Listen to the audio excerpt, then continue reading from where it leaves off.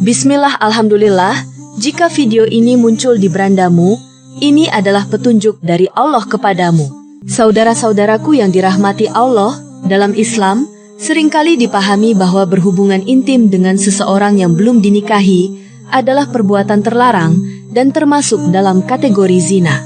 Namun, ini akan menjadi suatu kejutan bagi sebagian orang bahwa terdapat wanita yang diperbolehkan untuk dijima tanpa adanya ikatan pernikahan, bahkan dengan larangan untuk dinikahi.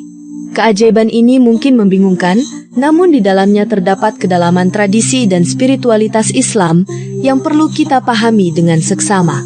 Mari kita telaah lebih lanjut dalam materi ini, yakni wanita dilarang dinikahi tapi boleh dijima menurut tradisi dan spiritualitas Islam. Sebelum membahas lebih lanjut tentang wanita yang boleh dijima tapi tidak boleh dinikahi, penting bagi kita untuk memahami konsep nikah dalam Islam.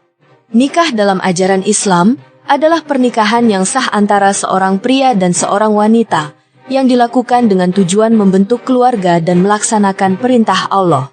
Al-Quran dalam surat Ar-Rum ayat 21 menyatakan, dan di antara tanda-tanda kekuasaannya, ialah Dia menciptakan untukmu istri-istri dari jenismu sendiri, supaya kamu merasa ketentraman dan ketenangan hatimu, dan dijadikannya di antaramu rasa kasih sayang dan belas kasihan. Sesungguhnya pada yang demikian itu, benar terdapat tanda-tanda kebesaran Allah bagi orang-orang yang berfikir. Dari ayat tersebut, dapat disimpulkan bahwa nikah adalah bentuk hubungan suami istri yang diakui oleh Allah.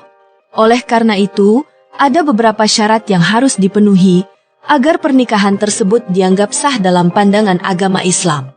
Dalam ajaran Islam, terdapat beberapa kondisi di mana seorang laki-laki diperbolehkan untuk mengambil seorang wanita sebagai istri kedua, ketiga, dan seterusnya, yang dikenal sebagai poligami. Namun sebaliknya, ada juga kondisi di mana seorang wanita tidak dapat dinikahi oleh seorang laki-laki. Wanita tersebut adalah mahram, yaitu kerabat dekat yang diharamkan untuk dinikahi dalam Islam. Dalam Al-Quran Surat An-Nisa ayat 22, Allah berfirman, dan janganlah kamu nikahi wanita-wanita yang telah dinafkahi oleh bapak-bapakmu, kecuali yang telah terjadi di masa lampau. Sesungguhnya yang demikian itu adalah kekejian dan perbuatan yang amat buruk, dan jalan yang buruk. Hal ini menegaskan larangan menikahi wanita yang telah dinafkahi oleh ayah kita, kecuali dalam keadaan tertentu di masa lampau. Namun, terdapat kondisi yang berbeda, yaitu ketika seorang laki-laki tidak diizinkan untuk menikahi seorang wanita, namun masih diperbolehkan untuk berhubungan intim dengannya. Wanita tersebut adalah milkul yamin. Dalam Islam, pemahaman terhadap hukum-hukum yang berlaku menjadi sangat penting agar dapat mengamalkannya dengan benar. Salah satu contohnya adalah dalam konteks perbudakan, di mana seorang tuan yang muslim tidak diizinkan untuk menikahi budak wanitanya. Meskipun tidak diizinkan untuk dinikahi, budak wanita tersebut tetap dihalalkan untuk dijima. Namun, ketika budak tersebut telah dimerdekakan, maka ia menjadi haram untuk dijima sebelum dinikahi. Konsep milkul yamin, atau budak yang dimiliki, disebutkan dalam beberapa ayat Al-Quran, seperti dalam surat Al-Mu'minun ayat 5-6, dan orang-orang yang menjaga kemaluannya, kecuali terhadap istri-istri mereka atau budak yang mereka miliki, maka sesungguhnya, mereka dalam hal ini tiada tercela.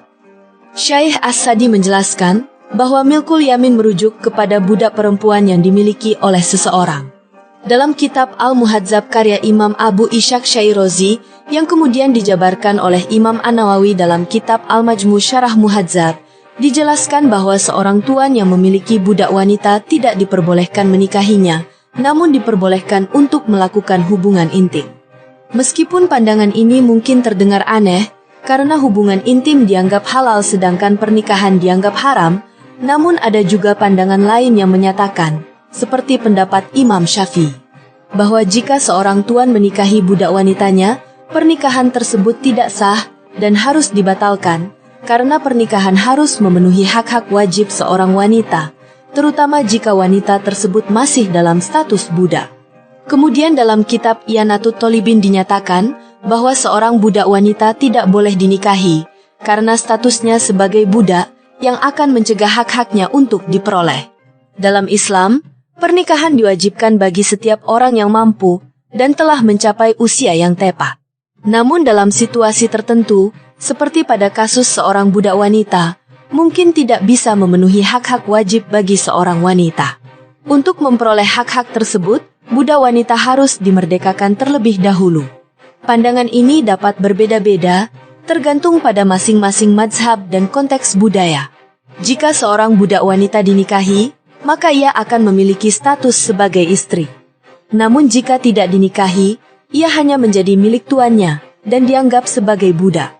Status kepemilikan budak dinilai lebih kuat dibandingkan istri sah. Perbudakan memberikan dua faedah, yaitu keuntungan bagi tuannya, karena bisa digunakan untuk bekerja atau melakukan hubungan badan, serta bisa dijual beli. Namun, hal ini tidak berlaku pada istri, karena istri tidak memiliki status sebagai harta atau milik sang laki-laki. Dalam Al-Quran Surat An-Nisa ayat 3, Allah berfirman, "Dan jika kamu takut tidak akan dapat berlaku adil terhadap hak-hak perempuan yatim, bila mana kamu menikahinya, maka kawinilah wanita-wanita lain yang kamu senangi." 2, 3, atau 4. Kemudian jika kamu takut tidak akan dapat berlaku adil, maka kawinilah seorang saja, atau budak-budak yang kamu miliki. Yang demikian itu adalah lebih dekat kepada tidak berbuat aniaya. Pandangan ini menegaskan bahwa dalam konteks perbudakan, hak-hak budak wanita tidak setara dengan hak-hak istri, sehingga pernikahan dengan budak wanita dianggap tidak sah. Hal ini juga menggarisbawahi pentingnya keadilan dan pemenuhan hak-hak dalam pernikahan yang tidak dapat terpenuhi sepenuhnya dalam hubungan antara tuan dan budak wanita. Dalam Islam, istri sebenarnya hanya menjadi kemanfaatan saja dan tidak menjadi milik suami secara hakiki.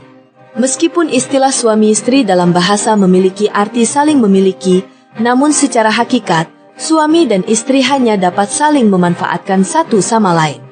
Apabila terjadi pemahaman bahwa ada kepemilikan atas pernikahan, maka hal tersebut justru dapat membatalkan pernikahan.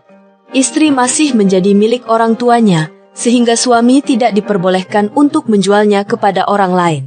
Berbeda dengan budak, baik secara bahasa maupun hakikat, ia berstatus sebagai milik tuannya dan dapat diperjualbelikan.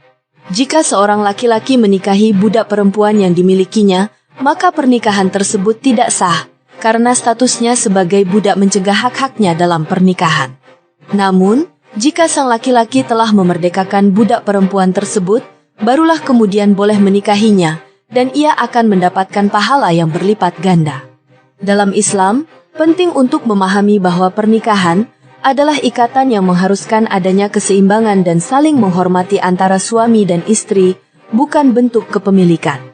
Hal ini mencerminkan prinsip-prinsip kesetaraan dan keadilan yang dipegang teguh dalam ajaran Islam. Dalam pandangan orang awam, hukum Islam tentang budak dan pernikahan memang terkesan ambigu. Di satu sisi, Islam menentang perbudakan, namun di sisi lain, Islam juga memperbolehkan tuan untuk menikmati kehangatan ranjang dengan budak perempuannya. Namun, ketika kita memperdalam masalah ini, akan semakin jelas bahwa ada beberapa hal yang perlu dipertimbangkan. Pertama, perbudakan bukanlah produk agama Islam, namun sudah menjadi pola hidup seluruh umat manusia sebelum Islam datang. Kedua, hukum positif semua peradaban manusia juga memperbolehkan adanya perbudakan, termasuk keabsahan untuk menyetubuhi budak perempuan. Ketiga, membebaskan budak dengan tebusan adalah satu-satunya jalan yang dibenarkan dalam hukum. Keempat, perbudakan juga merupakan bagian utuh dari sendi dasar perekonomian suatu bangsa. Menghilangkan perbudakan berarti meruntuhkan sendi-sendi dasar perekonomian. Bayangkan saja, jika harga seorang budak saat itu mencapai 100 dinar, artinya, jika 1 dinar emas senilai dengan harga seekor kambing, maka seorang budak setara dengan harga 100 juta rupiah. Jika seorang tuan memiliki 100 budak, maka nilai asetnya mencapai 10 miliar rupiah. Oleh karena itu, menghapuskan budak dalam satu ketukan palu dapat menimbulkan goncangan dan keruntuhan ekonomi yang besar. Oleh karena itu, Islam melakukan perubahan secara perlahan dalam penghapusan budak untuk menjaga keseimbangan dan kestabilan ekonomi suatu bangsa.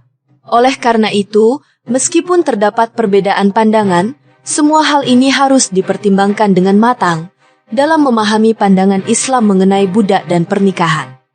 Demikian yang dapat saya sampaikan. Semoga yang menyimak sampai akhir terhindar dari neraka dan dimasukkan dalam surganya. Ya, halo, shalom teman-teman semua. Video yang kita lihat ini berasal dari channel Berislam. Jadi teman-teman jangan bilang saya memfitnah Islam ya. Ini memang ajaran Islam. Bahkan tadi di awal, naratornya berkata bahwa ini adalah keajaiban Islam. Nah, kalau menurut teman-teman ini adalah keajaiban, ya terserah teman-teman ya. Tapi menurut saya ini sih bukan keajaiban ya. Ini malah bisa dikatakan sebuah kebiadaban yang tidak berperi kemanusiaan. Mungkin dalam konteks abad ke-7 di Arab, ini adalah sebuah kemajuan. Tetapi di dalam budaya lain, ini sama sekali bukan kemajuan.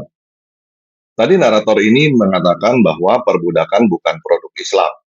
Sebelum Islam ada, perbudakan juga sudah ada. Saya setuju itu. Memang sebelum Islam perbudakan itu sudah ada. Tetapi begitu juga dengan memerdekakan budak. Memerdekakan budak bukanlah produk Islam. Sebelum Islam juga sudah ada memerdekakan budak. Jadi, apa yang diajarkan oleh Islam untuk memerdekakan budak, itu juga bukan produk Islam. Lalu tadi dikatakan Islam pelan-pelan menghapus perbudakan. Ini juga adalah sebuah kebohongan. Karena kenyataannya, negara-negara Islam adalah negara-negara terakhir yang menghapus perbudakan. Kenapa negara-negara Islam adalah negara-negara terakhir yang menghapuskan perbudakan? Karena ajaran perbudakan ada di dalam Islam. Seperti yang tadi kita dengar, perbudakan adalah sesuatu yang dihalalkan oleh Allah SWT. Bahkan melakukan hubungan seks dengan budak juga adalah sesuatu yang dihalalkan oleh Allah SWT. Di dalam Islam, ada larangan untuk mengharamkan apa yang telah dihalalkan oleh Allah SWT. Itu sebabnya, di dalam sejarah, dunia Islam menentang penghapusan perbudakan. Negara-negara Islam menghapuskan perbudakan, termasuk Indonesia, karena tekanan dan desakan dari negara-negara lain. Karena tekanan dan desakan dari negara-negara non-Islam. Sekarang ini, kalau teman-teman memperhatikan negara-negara yang dikuasai oleh teroris Islami, mereka melakukan kembali perbudakan. Jadi, sekali lagi, Islam perlahan-lahan menghapuskan perbudakan adalah sebuah kebohongan. Betul, perbudakan bukan produk Islam, tetapi menghapus perbudakan juga bukan produk Islam. Dan kenyataannya, ajaran Islam mendukung perbudakan. Bahkan, seperti yang kita dengar, Islam bukan hanya mendukung perbudakan, Islam bahkan mengajarkan untuk melakukan hubungan seks bebas dengan para budak. Kalau menurut teman-teman perbudakan adalah sesuatu yang bagus, coba pikirkan bagaimana jika kamu yang berada di dalam posisi sebagai si budak. Apakah kamu mau menjadi budak? Kalau kamu tidak mau menjadi budak, kamu jangan memperbudak orang lain. Jadi, sekali lagi, kalau menurut kalian ini adalah sebuah keajaiban, itu terserah kalian. Tetapi menurut saya, ini adalah sebuah kebiadaban. Nah, mengenai ajaran Islam tentang hubungan suami istri, di mana tadi dikatakan suami istri bukan saling memiliki, tetapi saling memanfaatkan, itu juga terserah kalian jika kalian melihat itu sebagai sesuatu yang indah dan benar. Tetapi menurut saya, itu adalah sesuatu yang salah dan sangat tidak indah. Saya bisa memahami bahwa hubungan suami istri dikatakan bukan saling memiliki, karena di dalam Islam, kepemilikan itu berarti boleh diperjualbelikan. Jadi, hubungan suami istri dikatakan bukan saling memiliki. Tetapi, bagi saya, kepemilikan juga bukan berarti boleh diperjualbelikan. Sebagai contoh, tadi dikatakan juga oleh narator, seorang istri bukan milik suaminya tetapi tetap milik orang tuanya. Nah, pertanyaannya, apakah orang tua boleh memperjualbelikan anak? Tentu saja tidak boleh. Tidak ada saya membeli anak kamu, lalu anak kamu itu menjadi anak saya. Kalaupun ada yang melakukannya, itu disebut perdagangan manusia, dan itu adalah sesuatu yang dilarang di dunia.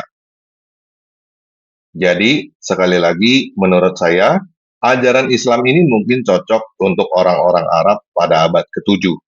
Tetapi ajaran ini tidak cocok untuk orang-orang Indonesia pada zaman sekarang dan akan datang. Kita semua tidak ada yang mau kembali ke abad ke-7 di Arab. Jadi, kalau kamu masih beragama Islam, lebih baik kamu mencari agama lain. Karena menurut Al-Quran surah 19 ayat 71, semua muslim pasti masuk neraka. Dan tidak ada seorang pun di antara kamu yang muslim yang tidak mendatanginya dalam kurung neraka. Hal itu bagi Tuhanmu adalah suatu ketentuan yang sudah ditetapkan. Jadi, kalau kamu masih beragama Islam, di dunia ini kamu hidup menderita karena diperlakukan sebagai budak, dan di akhirat nanti kamu akan disiksa di neraka. Oke, sekian video kali ini. Yesus Kristus memberkati. Walau burung beo yang tak sadar bego, bangga sampai mati, hafal tanpa ngerti. Matahari masuk lumpur, mani keluar dari sumbi. Embak tinggi anak angkat, babi haram babu halal. Halo kadang burung sing nurani rabun, paling suka bohong, kerjanya ngegarong. Matahari masuk lumpur, mani keluar dari sumbi. Embak tinggi anak angkat, babi haram babu halal.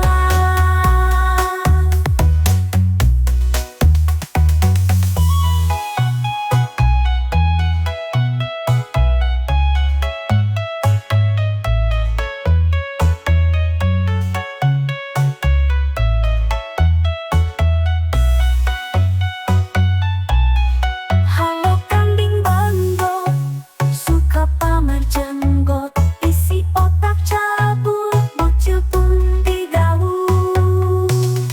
Matahari masuk lumpur, mani keluar dari sumbi. Embak tinggi anak angkat, babi haram babu halal. Matahari masuk lumpur, mani keluar dari sumbi. Embak bini